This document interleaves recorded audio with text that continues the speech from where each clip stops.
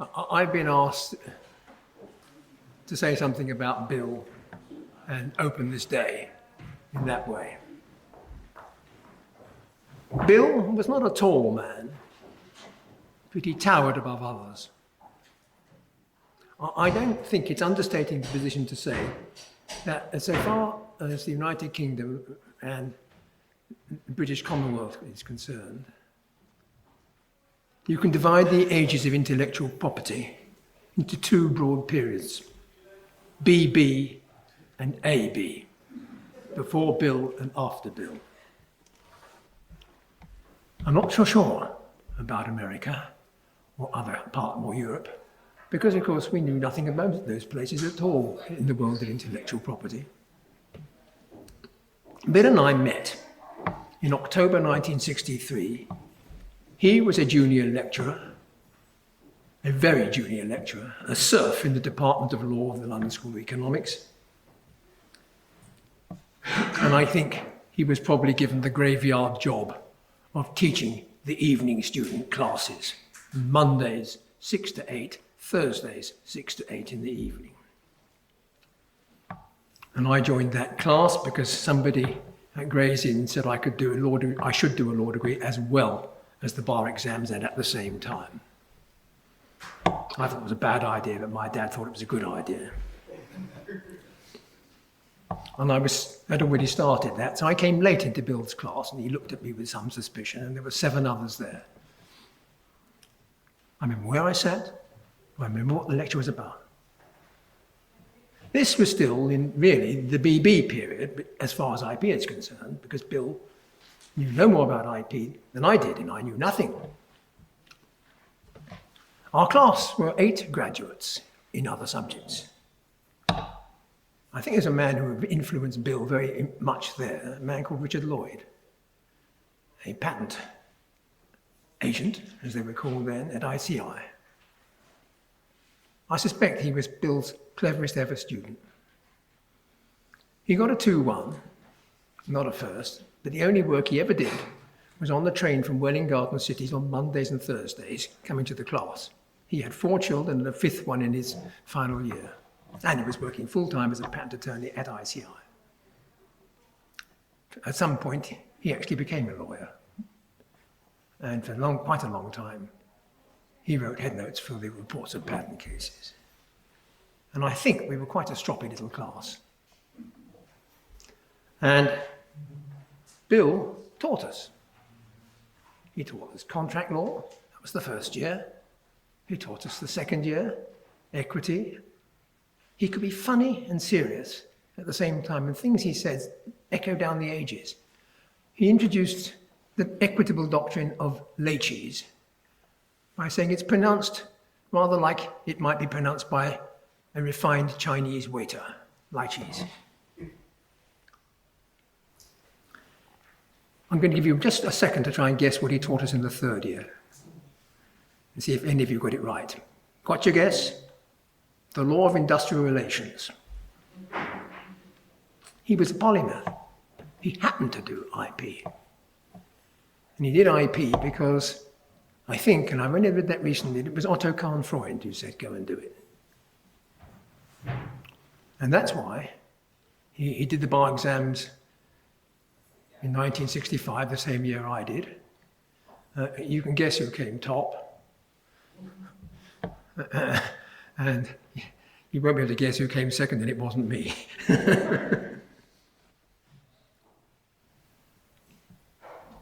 And Bill had got a pupillage, and I think he must have looked around because he went to Blanco White, who was the nearest thing to an academic. His book was the only book on any subject of IP which actually tried to think. I don't know why Bill didn't go to the bar. Chambers were a very unhappy outfit at that time. I wasn't there, and there was some old guard, and the clerk was a particular villainous character. And maybe Bill said, I just don't want to do it. I never really got it out of him. Maybe somebody here knows. So anyway, Bill came back to the LSE, having finished his pupillage, but having seen IP in action. Not much action, because there wasn't much action in those days. And he started the first university course in IP in the country. And I suspect in the British Commonwealth. Bet there weren't any in Australia. They may have been teaching in Germany, they probably were. But it was purely German. And that would have been true in France and anywhere else, because the world consisted of little islands of IP. But Bill realised that's not the way it's going to be. So he got his course going, and then he skedaddled off to Germany and made friends with Karl Bayer. The first links between two countries of common law and civil law in IP. He got Bayer to come to LSE, of course. And then I got touched by it too. And that really was the beginning. I suppose every one of us has been affected by Bill. Those of us who knew him and were taught by him very directly. But his influence still extends and will for many generations. The world of IP has changed because of Bill. And that's why this conference is happening. This organisation, CIPIL, wouldn't have happened without Bill. So we have a great man to thank. That's what I wanted to say at the beginning. Now we're going to do some IP. And so I'm going to my position as chair and invite the panel up.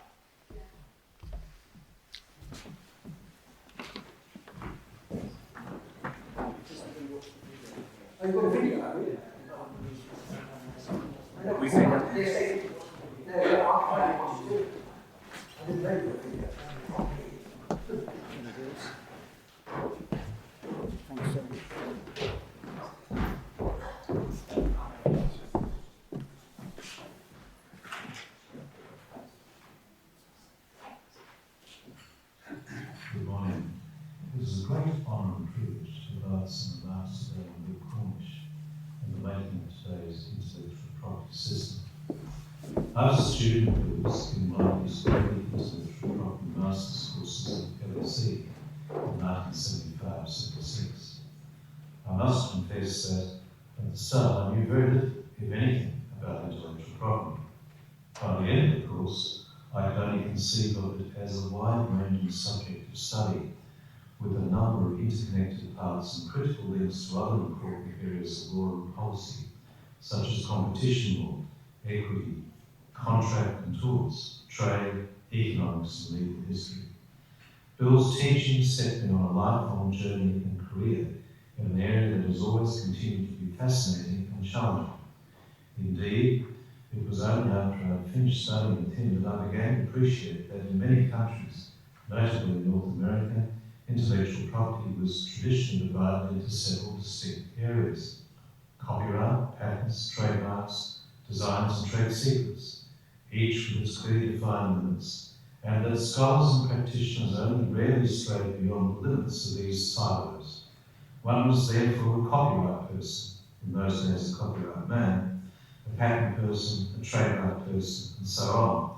And the interconnections between these carefully defined disciplines were only faintly recognised, with perhaps a few brief messages passed across the fence between the various actors. Bill, on the other hand, saw, taught, and wrote about intellectual property as an integrated whole, and passed on this holistic perspective to generations of students at LSE and later at Cambridge. These students then entered legal practice, government service, university law schools and the judiciary in many countries around the world. This perspective was fully reflected in the title of his Cambridge chair and of the centre founded there on his retirement. Bill was a great teacher, writer, mentor and friend, and we all owe him a large personal and intellectual debt. His influence internationally was extraordinary. although his contributions, of course, went well beyond the world of intellectual property, including legal history, the law of restitution, college and university administration, and the wider musical and cultural life of everywhere he lived and worked. For intellectual property lawyers, however, his great contribution was to educators to see the various rights that we call intellectual property rights as allied rights, and as part of a larger legal, cultural and social continuum. Boundaries, of course, remain, and as legal history was always an abiding interest of Bill's, it is interesting to reflect briefly on their persistence at the international level, where a sharp division was drawn from the start between intellectual property in the strict sense, meaning the literary and artistic works, and industrial property, meaning more broadly patents, trademarks, designs, and other similar rights. More precisely, the division has been between the two great conventions of Berne, the Berne Convention for the Protection of Literary and Artistic Works, now in its 137th year, and Paris, the Paris Convention for Protection of Industrial Property, now entering its 140th. Of these, Berne has always been the more exclusive, while eager to interpret the adjectives literary and artistic broadly in some circumstances, successive Berne revision conferences have been zealous in repelling claims for protection of works that were seen as lacking these qualities, while admitting only grudgingly several that were on the margins, such as photographs, films, and works of applied art. Other claimants, as disparate as performers, phonograph producers, and broadcasters, were sharply excluded, and therefore had to fight hard for separate and lesser forms of recognition as neighbouring or bordering rights. Berne was an impregnable fortress of doctrinal purity, and lesser claimants were left scrabbling for their own protection outside. Paris, by contrast, was rather more generous and open in its approach. If the defining characteristic of Berne was the protection of the works of authors, Paris really covered everything else, with industrial property being described in broad terms as having as its object the protection of patents, utility models, trademarks, service marks, trade names, indications of source or appellations of origin, and more generally the repression of unfair competition. See Article 1.2. Some of these subject matters were only added in later revisions of the original 1883 text, such as trade and service marks and unfair competition. Unlike Berne, inclusion in Paris has generally been more readily obtained, and its importance in providing access to other national systems through its system of priorities and requirements of national treatment, independence and protection, once through the door in a union country, cannot be underestimated. On the other hand, the Convention contains little of substance with respect to the content of protection to be granted to these disparate kinds of subject matter.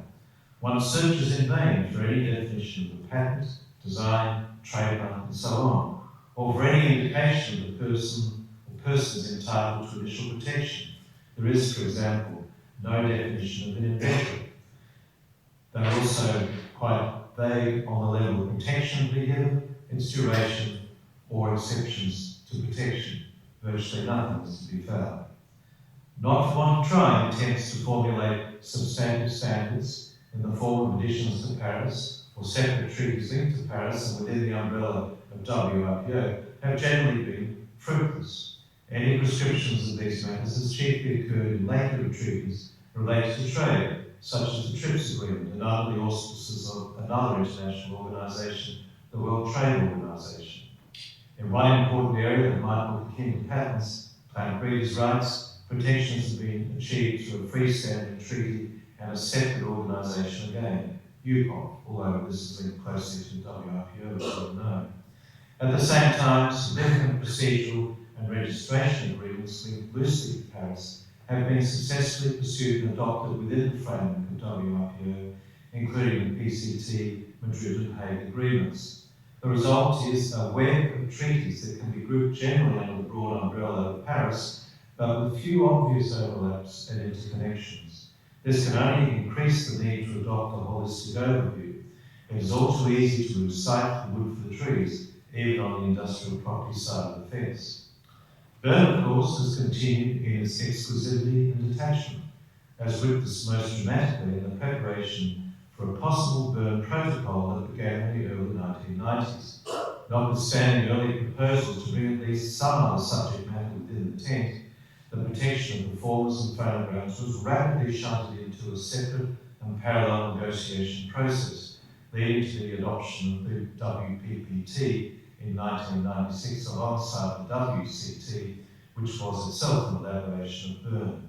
While the WPPT embodies standards that track the WCT closely, the notion of separation and division continues, and attempts to negotiate further treaties on other subject matter, such as databases and broadcasters, have so far been unsuccessful. It is therefore difficult to look at the present international situation as anything other than a widespread and disparate series of treaties and agreements, a series of distinct siloed IP rights. To understand it as a quote system requires an initial act of description and categorization, it's true. While this may be a satisfying exercise of taxonomic kind, and it's an important one from the perspective of achieving a proper and accurate understanding of the operation of these different agreements, it also underlines the limitations of compartmentalisation and the realisation that there are important matters that fall between the cracks or that raise issues that are common across agreements but not addressed. This is not to diminish the argument that separate agreements or legal regimes may on occasion be the better way to approach specific cases where recognition and protection of claims may be justified and is more readily achievable. The protection of plant breeders' rights may be a good example here. Rather than seeking to proceed upon the basis of some wider generalisation that posits that there should be some protection of all intangible elements of value, as might be possible, for example, through a generalised regime of unfair competition. On the other hand, history is replete with instances where meritorious claimants for protection have sought and been refused protection within the framework of either Paris or Berne altogether, and have also failed to achieve any separate kind of recognition in their own right. Other instances arise in contemporary context, where cross-boundary cooperation is clearly called for, and in which compartmentalised thinking will generally be detrimental. The possibility of overlapping heads of protection under different regimes also adds to this complexity. By way of conclusion, let me list briefly a few examples where this kind of compartmentalised thinking, so contrary to Bill Cornish's approach, has continued to prevail at the international level, at least to date. First, works of applied art. These have been the subject of continued and often heated controversy throughout most of Berne's history, with positions ranging from the unity of art position, essentially the French view, under which all forms of original visual expression should be protected, regardless of context and purpose, to the opposite extreme, which holds that such subject matter falls more appropriately under designs and models laws, in other words, an industrial property regime. Many national systems fall somewhere in between, with both copyright and designs protection being potentially applicable depending upon the circumstances and with varying efforts to avoid overlapping protection. After several attempts to bring such subject matter wholly within the purview of Berne and then Paris, the compromise crafted at the Brussels revision of Berne in 1948 and then in Stockholm in 1967 allows countries essentially to choose which form of protection they should adopt and when. In terms reminiscent of the Schleswig-Holstein question in the 19th century, the extent to which art should protrude into the industrial sphere and vice versa remains unresolved and even misunderstood at the international level, and is effectively left to national determination. Second, protection of news. This has been a topic that has been bounced backwards and forwards between Berne and Paris for many years, calling forth an awkward copyright solution in the case of Berne, where the quantity of limits for literary works to be set, for example, and what is the dividing line between reports as forms of expression and facts, and on the other hand, a possible unfair competition solution within the framework of Paris. Attempts at devising a sui generis solution outside Berne and Paris have proved fruitless, but the question continues to rise under national laws, including today within the European Union. Thirdly, computer software. This is a subject matter falling potentially under both Berne and Paris, with the latter tending to prevail, while attempts by WIPO at a separate sui generis solution drawing on both copyright and patents failed at an early stage. Fourthly, traditional cultural expressions, traditional knowledge, genetic resources. The issues here appear to transcend both Bern and Paris, particularly as these are areas where there is a profound shift from individual to group and collective interests that are at odds with traditional formulations of IP rights. Attempts to devise separate and more tailored solutions have moved fitfully along at both the national and international levels for several decades. Artificial intelligence, perhaps the most challenging issue of all, where issues of human authorship and inventorship, originality, standards of protection, defences, come most strongly into focus. Bern and Paris provide no clear guidance as to how to proceed, and new approaches are required. Several years ago, WIPO began conversations on these issues, and it is to be hoped that these endeavours will continue. By way of conclusion, Bern and Paris, rooted in their respective pasts, provide limited pointers on these matters. If fit for their original purposes, they are far from furnishing templates or solutions for present and future problems. As Bill Cornish so well understood, the questions that arise here are more fundamental. What should be protected? How best is this protection achieved? For how long? And finally, is it really justified in a particular case under consideration? Traditional categories as embodied in the older intellectual property conventions such as Bern and Paris do not address these questions. Thank you very much.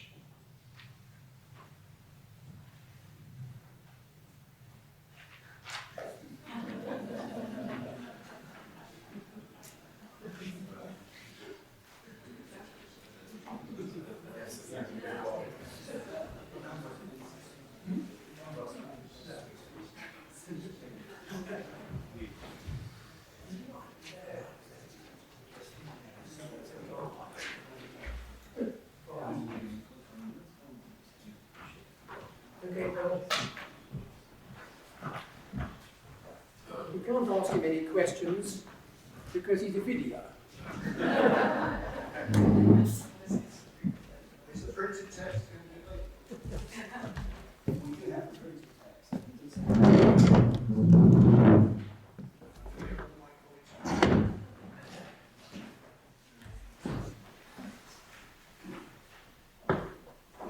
Right. Who wants to go first? We haven't discussed. Okay.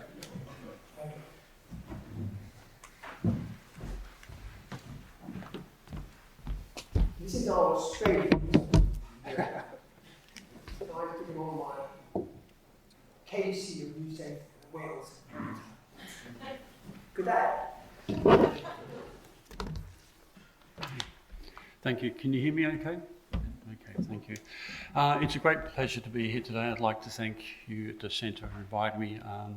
I spent a lot of time with Bill. I taught the Monday course, and I think it was Wednesday by the time I arrived at the LSE for a number of years, and I followed him to Cambridge for a period of time. So I really feel privileged, and thank you very much for being here. Lionel asked me to speak today on the topic of what's in and what's out in the formation of intellectual property. He gave me a long sub-list of things.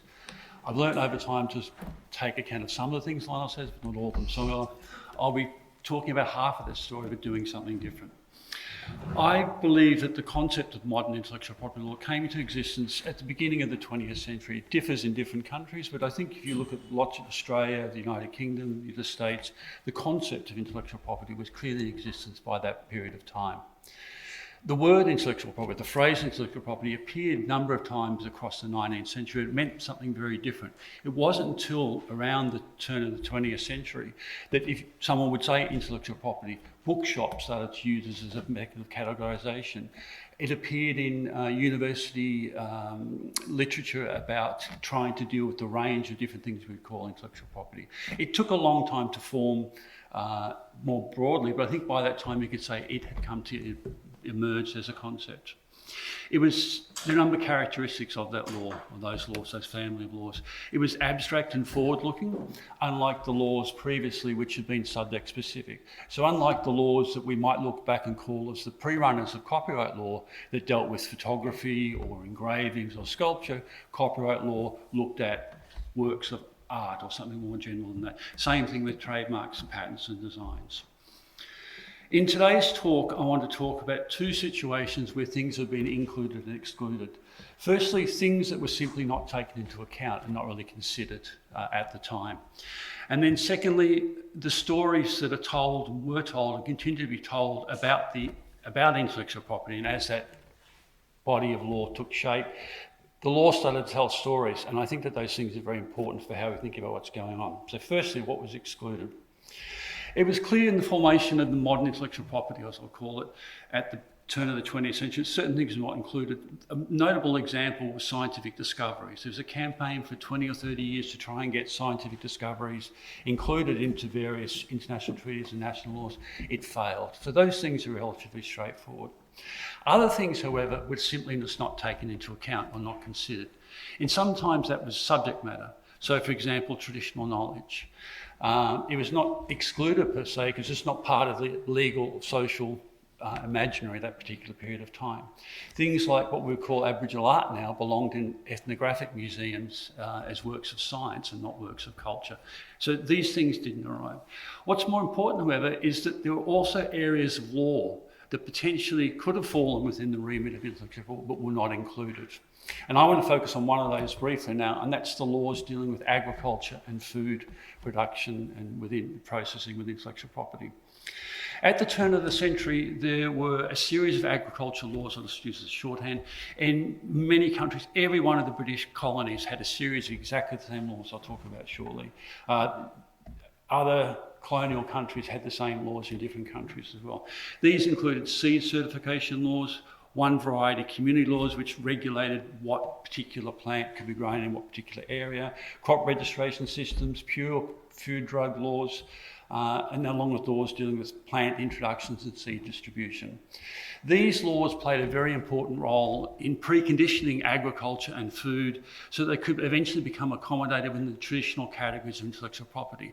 The only reason why eventually the plants were able to become part of the plant variety rights system was because they've been standardised, and they were standardised because 100 years of laws had regulated how they could be named, how they could be grown, and those sort of things. I'm not interested in that, but it's a very important part of the history that needs to be looked at. There is another sense, and I want to focus on this now, in which the one variety community laws, seed certification laws and different things, they might be characterised as intellectual property-like laws. They weren't intellectual property laws, because not really, but I think there's an argument made that they could be. And I think this is because of the particular nature of biological subject matter and how it differs from machine-based subject matter. One of the things that sort of alerted to me this was that in the beginning of the 20th century, the US Patent Office gave out hundreds of thousands of packets of seeds for free. And people would dismiss it and sort of say, this is an aberration, it didn't. But I've looked back at it and looked back at the records, they saw it as a part of their mission, as part of distribution of knowledge and circulation of ideas. Although there are differences, one of the things that traditional categories of intellectual property share in common is they're all concerned in one way or another with regulating the creation, circulation and use of intangibles. Specifically, intellectual property law juridically links creators, inventors, brand owners with their outputs as they circulate along their physical, economic or contractual control, and in so doing allows them to manage and control how those outputs are used by third parties at a distance. In most cases, this is achieved by separating the intangible and tangible form of the subject matter, work, whatever. In the case of patents, for example, the ability to separate the intangible aspect of an invention from its material form allows the invention to be used to a written form in the specification. Importantly, third parties are able to repeat that invention at a distance from the written format. As the history of intellectual property law shows, plants, animals, microorganisms and other biological subject matter were not susceptible to this particular reduction. In contrast to mechanical creations, which are able to be reproduced from the information represented in a patent disclosure. Third parties are only ever able to reproduce biological creations when they have access to a viable instantiation of the physical form of the biological invention, such as the seed, the germplasm, the cutting, or the seed potato. Things are changing now with genomics, but I'm sort of talking about a different world. One of the consequences of this is that when dealing with biological innovations, the law has consistently relied upon a physical embodiment of the biological subject matter, whether to represent the intangible contribution inscribed in the thing itself, to ensure that third parties are able to repeat the invention, or to provide certainty about the nature of the thing that's protected.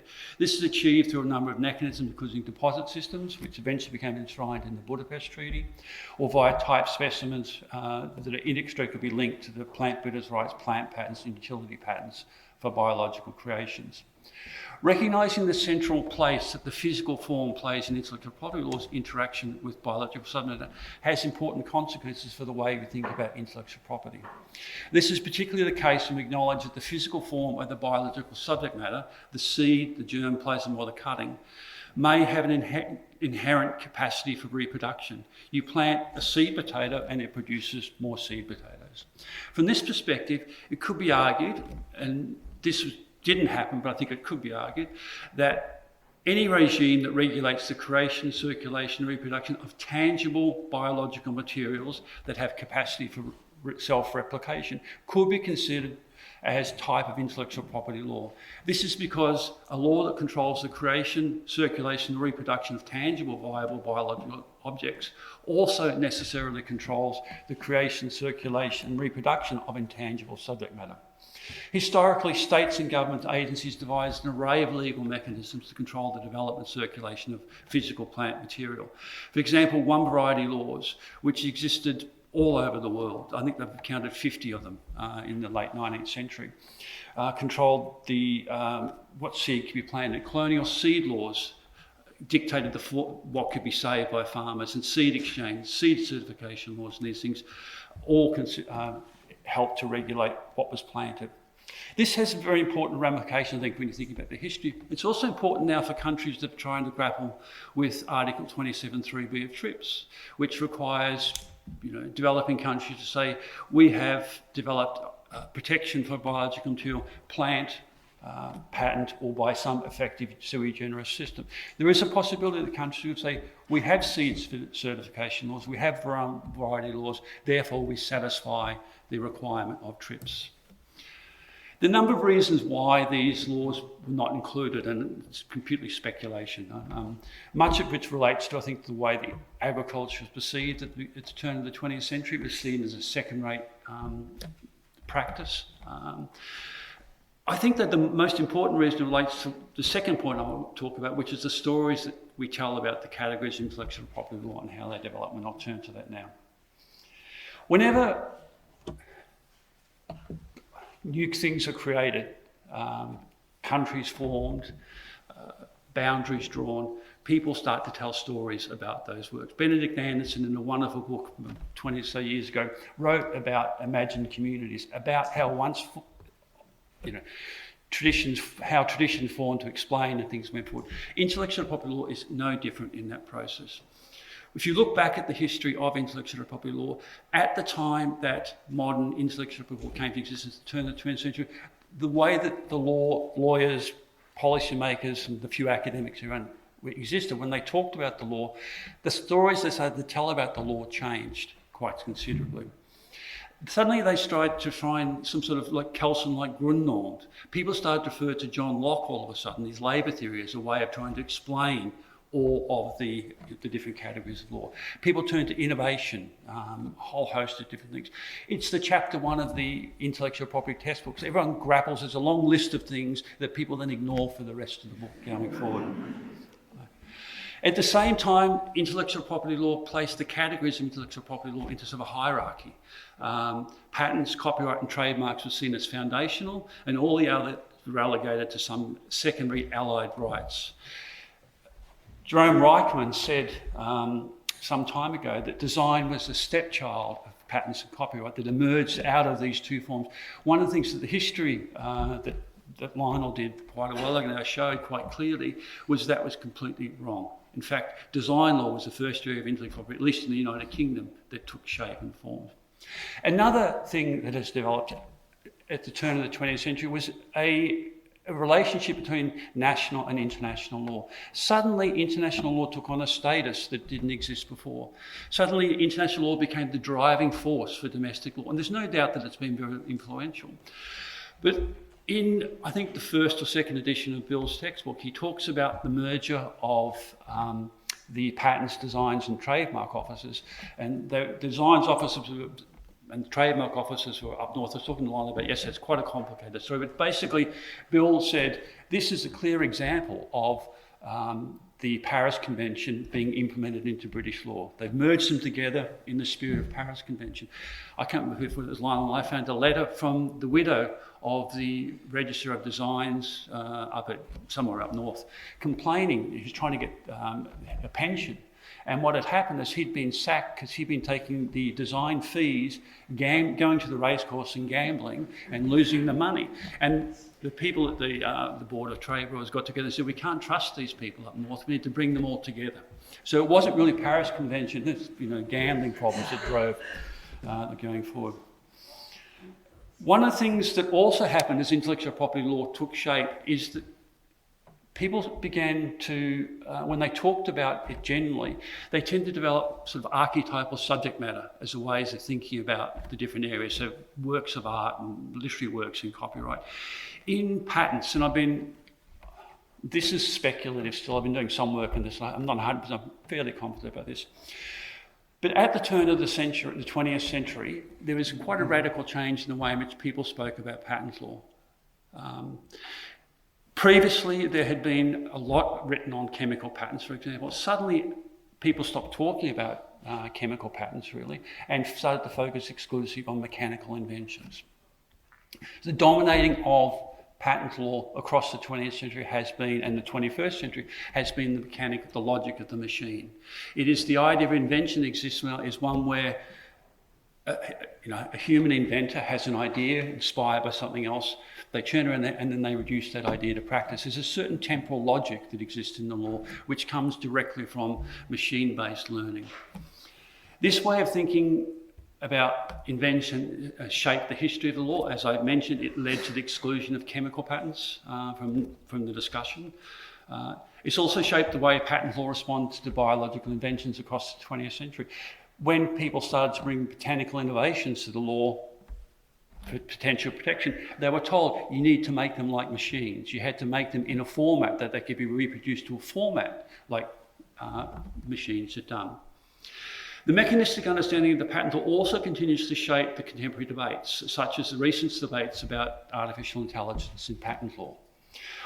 And I'm glad Sam raised this as one of the issues. Let's continue in that vein. While the status of artificial intelligence machines as patent law has been clear in most jurisdictions for some time now, they're basically treated like other computer-related inventions, which means it's chaos.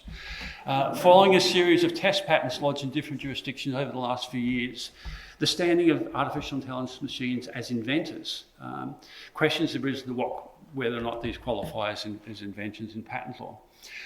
While the question of whether AI can be an inventor, artificial machines can be inventors, has raised glamorous questions about agency and invention, these decisions have, I think in all cases, but I'm not correct on that, have turned on a straightforward application of relevant patent statutes. This has not stopped commentators from rushing to proclaim the downfall of the patent system. We're told, for example, that I'm quoting now, artificial intelligence is breaking patent law, and that traditional patent laws have become outdated, inapplicable, and irrelevant with respect to inventions created by AI machines. For these growing body of commentators, the key problem with artificial intelligence is it offends the idea of inventorship in patent law, and the idea that inventorship is an exclusive human activity, or, and I quote, that patent law is based on the assumption that inventors are humans. One of the lessons that the history of patent law shows is that inventorship is not an exclusively human activity, and that patent law has been willing to accept non-human agency and the role it plays in the creation of inventions. This is a particular case with 19th century organic chemistry, which has been written out of our history because of our fixation with mechanical inventions. One of the defining features of organic chemistry is that it was and remains an inherently empirical science. The reason for this is the chemists did not access to what went on below the surface of a chemical. They mix things together and stand back and see what happened effectively. Chemical reactions remain invisible processes that lay beyond the direct reach of the chemist. They are processes which could not be seen, touched, or otherwise observed, at least directly. While chemical reactions were accompanied by physical effects such as change of colour, smell, temperature, or the creation of a new chemical compound, the reasons why and the manner in which these changes occurred could not be observed. Because chemists could not understand what's going on with the surface, they were forced to work backwards from the results of the chemical reaction in an attempt to work out what had happened. It was, from that reason, widely regarded as an empirical science, much like the way in which plant breeding and biology has been treated across the 20th century. While this mode of invention does not comply with the idea of originating invention that exists in sort of mechanical jurisprudence, patent law had absolutely no problem whatsoever. In fact, there wasn't, in my reading, I found one person who actually raised a complaint about that this didn't fit within the model of invention. This is because to accommodate the empirical nature of chemical inventions, patent law also saw the process of inventing a chemical compound as a collaborative, and I quote, or joint effort between the chemist and nature. The joint invention of chemical compounds occurs because whenever an inventor, again I quote, sets in operation certain forces acting on certain materials and so conditions the force in action that the resultant produces a new product in a consequence of intramolecular change, he has made a patentable invention. That was written in the 1890s. Or by reconfiguring the invention in a process whereby the chemist could work alongside nature in the generation of new chemical compounds, patent law was able to justify the recognition of chemical compounds as chemical inventions.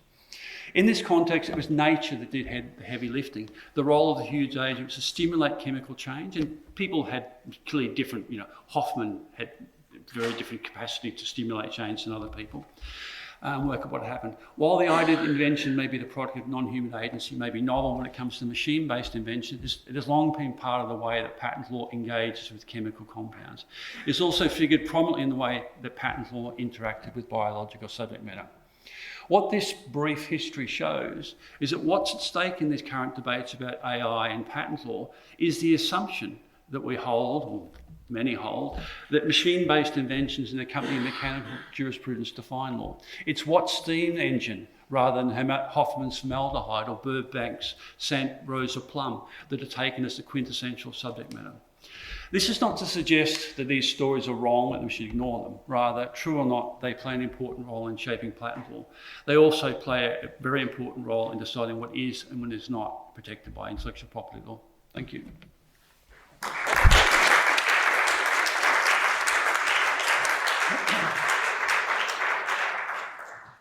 You want to field a couple of questions now? Anybody got any? No. Not at all. Well, think of it, you can't in a minute. All right. Francis, you can address us from here. I don't know. If that's all right, with your permission. Can you hear me properly? Because, okay, fine. Well, look, first of all, let me start with a homage to Bill Cornish and join all the others. Bill, of course, was a great pioneer of intellectual property and of the integration of intellectual property in all the associated rights. He was also a very kind man, for which I am eternally grateful because he was one of the examiners of my PhD thesis. So, well, it's great to be here. It's really a pleasure to be joining others in honouring Bill. I think I'm very interested in Brad's historical references to the occurrence of the term intellectual property. I think it crept into the vocabulary in a more major way in the 1950s, and really just as a convenient expression to describe an administrative mandate at the intergovernmental level. It was actually promoted by the Secretariat of the predecessor of WIPO during the 1950s and 60s, and of course was given a formal expression as a term in the convention establishing the World Intellectual Property Organization.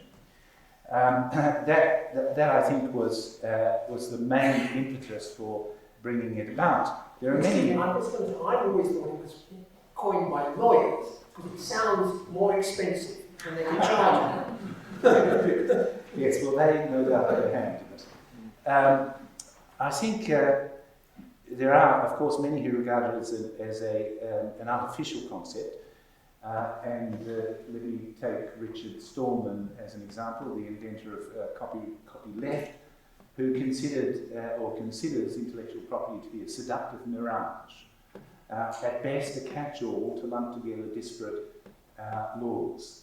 I think it's true that there's no conceptual purity in all of the rights that we put within the category or within the term of intellectual property. However, I do think there is a conceptual coherence, and that conceptual coherence, in my view, would be around innovation. And of course, the rights you could divide into proprietary rights and non-proprietary rights. As far as the proprietary rights are concerned, for the most part, they rely as a condition of eligibility on some mutation of novelty. Now, many might consider that should be rejected as an idea, but if it's distinctiveness, or originality, or novelty, or commercial novelty, in the case of plant breeders' rights, in each case it's something which has no counterpart in the market. It is, in a sense, a mutation of novelty, I believe, as one coherent thread in intellectual property rights. And then you're left with the other category, which are not proprietary rights, trade dress, passing off, unfair competition, and so forth. And these, I think, are protecting, similarly, we could say, a form of commercial innovation. Because they're protecting something which is distinctive, for want of a better word, in the market and doesn't have a counterpart. So I do think there is some coherence in the concept. So should we throw out intellectual property and introduce innovation? Well, I would say no. I know there are some who have done it, but I would say no, that such a change would lead to more damage, and that we do need to retain the concept of intellectual property.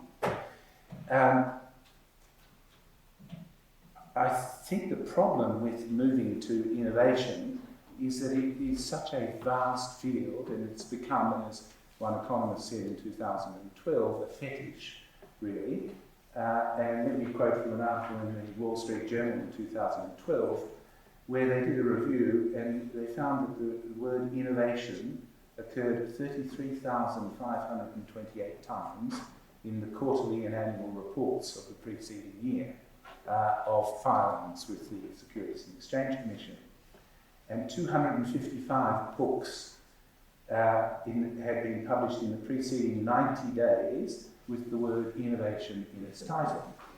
And 28% of business schools in the United States had the word innovation in their mission statements.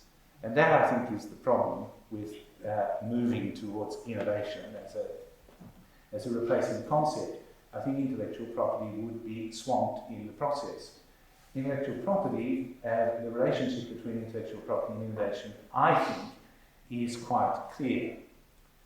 You have a competitive advantage coming from innovation, and intellectual property, by and large, protects that competitive advantage.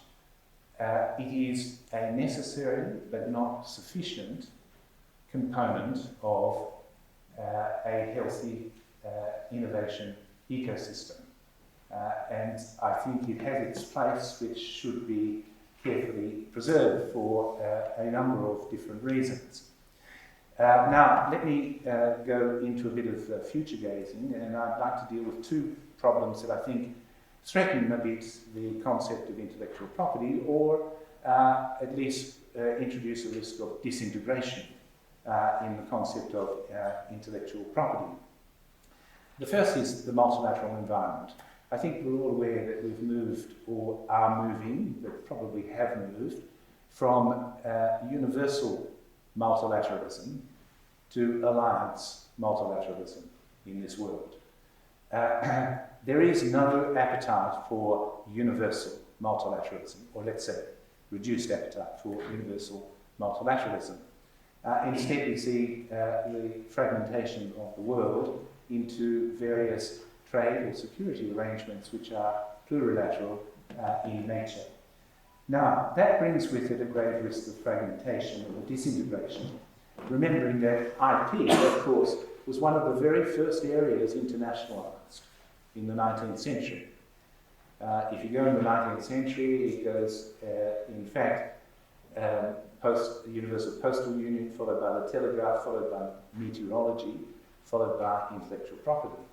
And that was the foundation. And these were the fields which were important to have some international, for a letter, obviously. So it's always been an international domain. And I think that risk of disintegration that comes from alliance multilateralism is compounded by three factors. The first is the pervasiveness of technology in our society, as we are all aware.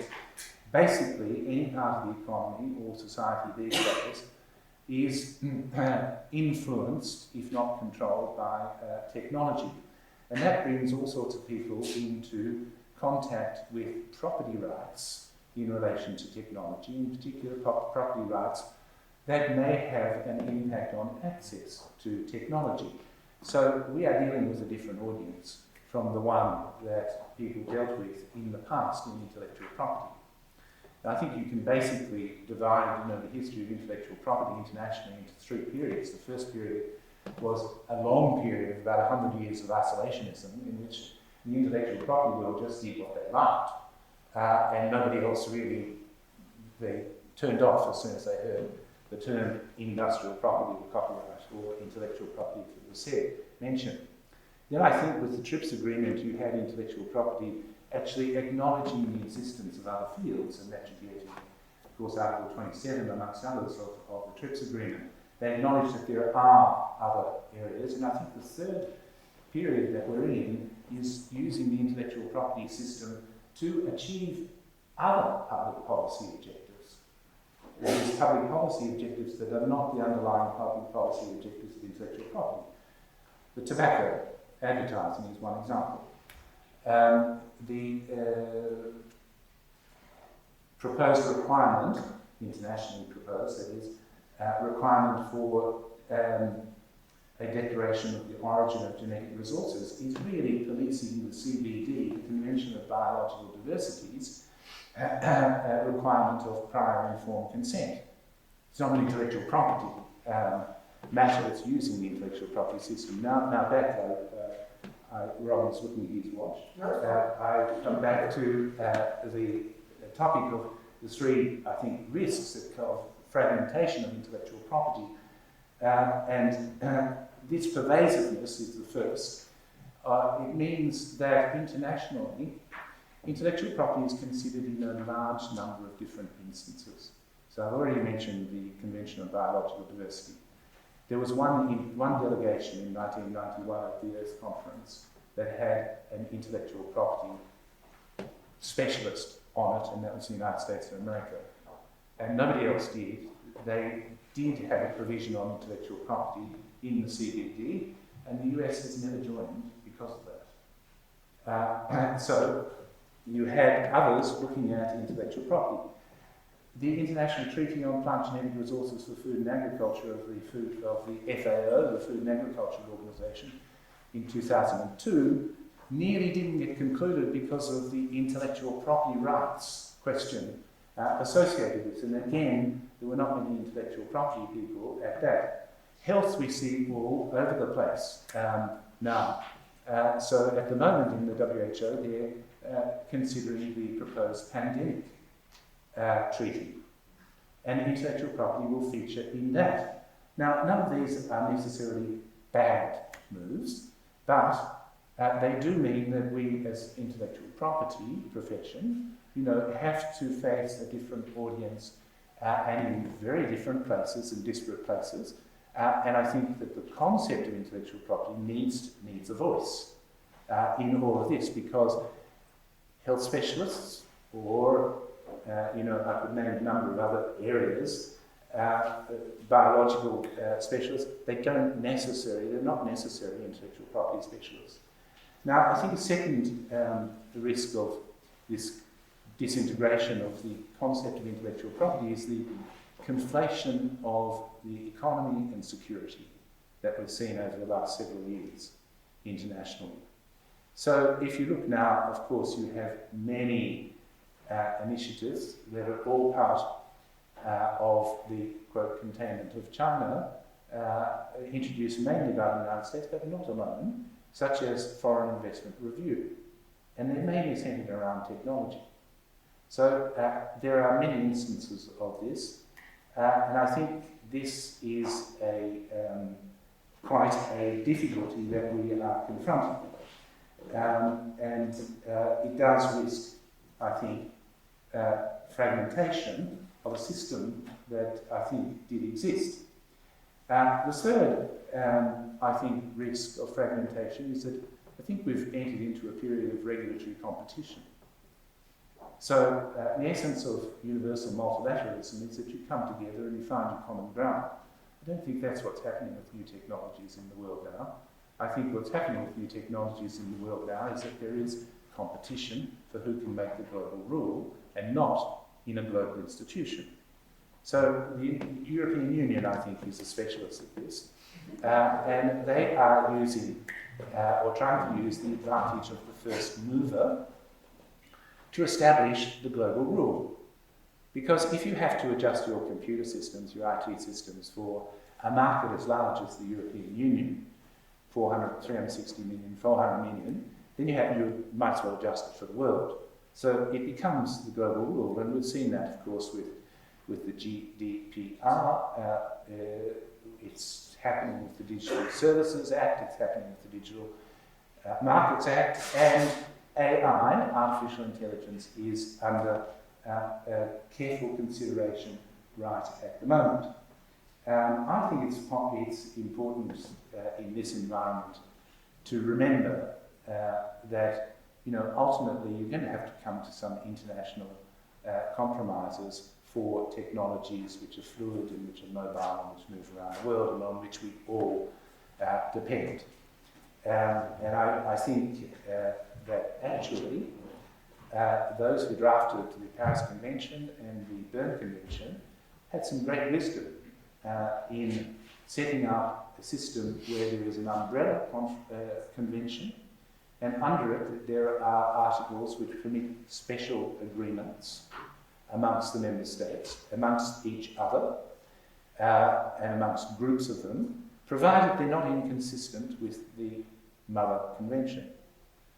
And that ensured a basic coherence of the system, and I think the system consists of, amongst other system rules like national treatment priority, and that is at risk of disintegration, and not the least because we will come back to deciding, well, is artificial intelligence intellectual property? Does it fit within Paris or Berne? Or is it not subject to this constraint about making agreements between different parties? And that constraint, of course, coupled with economy security conflation, because the underlying technology is the same, artificial intelligence used in military operations, autonomous weapon systems, and artificial intelligence used in civilian market operations. Right, now I'm just about running out of time, so I will quickly, if I may. Okay. So I'll quickly go on to, so that's, I think, the first challenge for the future, at least, there are so many, but the first that I would mention, the multilateral system. The second, I think, is digital transformation. Now, of course, that's nothing new, and everyone's talking about it and has been talking about it for a long while. But I would argue, or think, that intellectual property got its real boost from the Industrial Revolution. Of course, there are historical antecedents that go back to the 7th century before the current era. But I think the Industrial Revolution, the transition from artisan production to industrial production, was what made intellectual property really necessary. Why? Because when you have artisan production, what's important is the physical physical property in the item that is the single item that is produced. When you have industrial production, what becomes important is the technology that enables a multiplicity of such items to be produced. And in this sense, the printing press, while several centuries before the Industrial Revolution, it was an industrial process. And I think that's what boosted intellectual property, or brought it to greater prominence. Now, digital, what's happening with the digital revolution, transformation, however we call it, well, that's obviously a very difficult question. I just throw out two questions, really, and won't elaborate, partly because I've got no idea of the answers. I think so. The first challenge is, can intellectual survive in the concept of intellectual property? Now, Brad has mentioned this and spoken about this already, artificial intelligence. And I don't refer here to a question of, as Brad has said, statutory interpretation, which is the one that is occupying people's minds for the most part for the moment. I think that's a secondary question, but it's a question that can be dealt with quite easily. I'm referring to the fact that we really are seeing pretty significant advances in machine learning and artificial intelligence, and we are struggling. There is the question of ingestion, and that will come before the Supreme Court. The Supreme Court of the United States will hand down a judgment, I think, in April, if I'm not mistaken, on the Andy Warhol paintings. So can you take copyrighted data and use it to feed an algorithm for artificial intelligence? The ingestion question is a major question. The manipulation by, the learning process is a major question, and the output, what we're doing with the output and its distribution, a major question. We're in early stages, and perhaps we'll solve it in this way. At the same time, we see rapid advances in the underlying science. So I think this is really a massive question for the future, and anyone would be crazy to talk about the future in the current world, but my guess would be that you're probably going to have to need a different regime to deal with having the right incentives and the right circumstances for machine-generated creations and inventions. The second, I think, question then is, can we retain property in the term intellectual property? And that is, of course, an extremely difficult question. And for me, the essence of it at the moment is data. And the question of property in data. Now, I just don't think that there's no property in data. It may be that data is such a vast concept as a reflection, an alphanumerical reflection of reality, basically, some form of reality, that it's very difficult to deal with it. And we have conflicting policy approaches. Internationally, there's a big movement for free flow of data, of course, on the part of mainly the OECD countries, let's say. And in countries like India, China, Russia have put in place, data localization laws. So there's that which is happening on the commercial and trade level, but then you also have, the privacy concerns, and on the individual level, attacking data. But I do think that if you take, for example, medical data, you have property in it, in my view. Now, many may disagree with that, but we're going to have to come to terms at some stage with the question of property in data. Now, you may say property is the wrong expression. Well, there, I think what we're talking about with property is exclusive right to the use or enjoyment of the subject matter of the property, right? I think it fits quite comfortably with what we're talking about. And I also think that property is an ex post facto description. Hammurabi, if you go back to Hammurabi and look at his laws, at the stage when we were transitioning from being hunter-gatherers to settlements, and the invention of the notion of private property, because you didn't need it previously, he doesn't say in his laws, you will have property in your sheep. He says you will incur a fine of a certain amount if you steal a sheep. The word property, as far as I can see, doesn't occur, but the underlying notions of what we afterwards came to call property were there, and I think that's what's probably going to happen with data, that we're constructing different elements which over the long term are going to form a property right, and I think should properly be in intellectual property. Well, I'll stop at that stage, so thank you very much.